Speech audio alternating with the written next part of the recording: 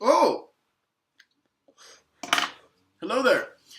Now, in my first segment of video clips and analysis, I chose to focus on Tarantino's Western films and their historical accuracy with a focus on violence and gender roles, and how they affected the direction of the plots.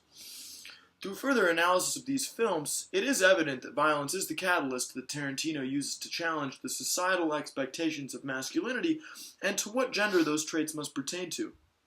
Of the four films I have chosen, three of them have drawn from a historical context. History promotes a sense of realism in the films and provides something for Tarantino to challenge. In his Kill Bill films, he is able to fully conceive this new role for women. A former assassin known simply as the Bride, Uma Thurman wakes from a coma 4 years after her jealous ex-lover Bill attempts to murder her on her wedding day.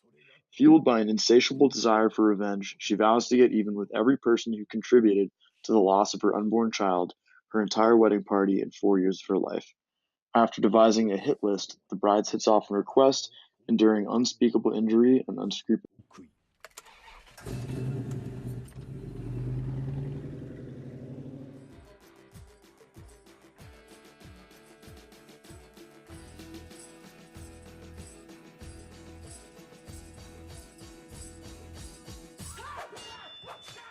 The purpose of the Kill Bill clips is not to try to represent a part of history, but to represent the purpose that women have in Tarantino's films. Beatrix Kiddo, played by Uma Thurman, is the main character in Kill Bill, and is a thrashing, violent heartthrob. She's a heroine in the films, fearless and rivaled only by her female counterpart, O-Ren Ishii, whom she kills at the end of the movie.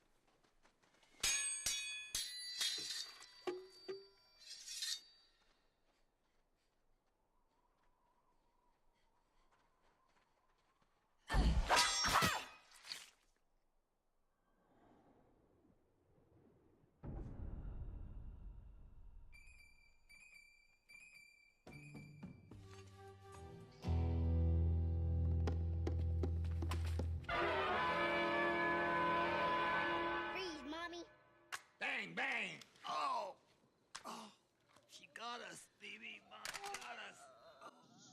The argument can be made that Beatrix's former lover and father of her child, Bill, is her male counterpart and leader, but I dismiss him as having control of the plot, as ultimately Beatrix wins back her daughter. In an interview with Uma Thurman and also Diane Kruger from Inglourious Bastards, it was revealed that Tarantino often disrespected them on set through spitting on them and physically choking them in order to provoke more realistic reactions for the camera. This, of course, raises the question to what extent Tarantino really cares about defining lead female characters, or if he just enjoys being provocative. Back to a film with a touch more history in it, Inglourious Bastards. It is the first year of Germany's occupation in France.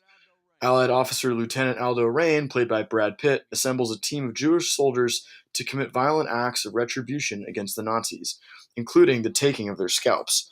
He and his men join forces with Brigitte von Hammersmark, a German actress and undercover agent, to bring down the leaders of the Third Reich. Their fates converge with theater owner Shoshana Dreyfus, who seeks to avenge the Nazis' execution of her family. We're going to be doing one thing and one thing only. Killing Nazis. Now, I don't know about y'all, but I sure as hell didn't come down from the goddamn Smoky Mountains, cross 5,000 miles of water, fight my way through half of Sicily, and jump out of a fucking aeroplane to teach the Nazis lessons in humanity. Nazi ain't got no humanity. They're the foot soldiers of a Jew-hating, mass-murdering maniac, and they need to be destroyed. That's why any and every sumbitch we find wearing a Nazi uniform, they're gonna die. Now, I'm the direct descendant of the mountain man Jim Bridger. That means I got a little engine in me. And our battle plan will be that of an Apache resistance. We will be cruel to the Germans. And through our cruelty, they will know who we are. As profound as Brad Pitt's thoughts are in this segment, the real bastards actually were much more humane than those shown in the film. In an interview with a bastard who is still living to this day, he was reporting on an incident in which he had to kill two soldiers whom they could not find a place for. He was disgusted by the act and disgusted by the officer who ordered him to do so. German will talk about us, and the German will fear us. And when the German closes their eyes at night, and they're tortured by their subconscious for the evil they have done, it will be with thoughts of us that they are tortured with. Sound good? While Tarantino's version of the Bastards is very entertaining, the real Bastards were actually a British commando force of largely Jewish exiles from Germany and Eastern Europe who were dubbed by Winston Churchill as X-Troop. Only the smartest and bravest were selected, and their knowledge of various European cities and villages was especially vital to the Allied forces. Each man was given a British-sounding name, as it was imperative they not be singled out as Jewish. Gans became Gray, Stein became Spencer, and so on. Having said that, there were also 88 real bastards as opposed to the 8 in the film.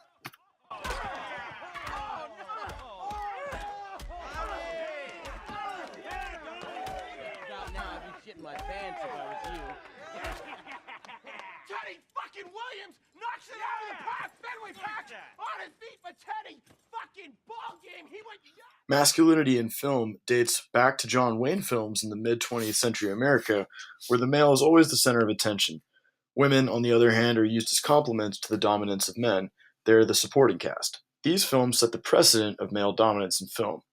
Since traits such as violence have been associated with men for so long, it is expected to continue that way and hard to change. Tarantino changes societal expectations by putting women in charge, which can be seen in the characters of Shoshana and Beatrix Kiddo, and making the idea of masculinity more ambiguous because he is making traits that were once only associated with men now associated with women as well. Tarantino's efforts are significant because they question the definition of what masculinity really is.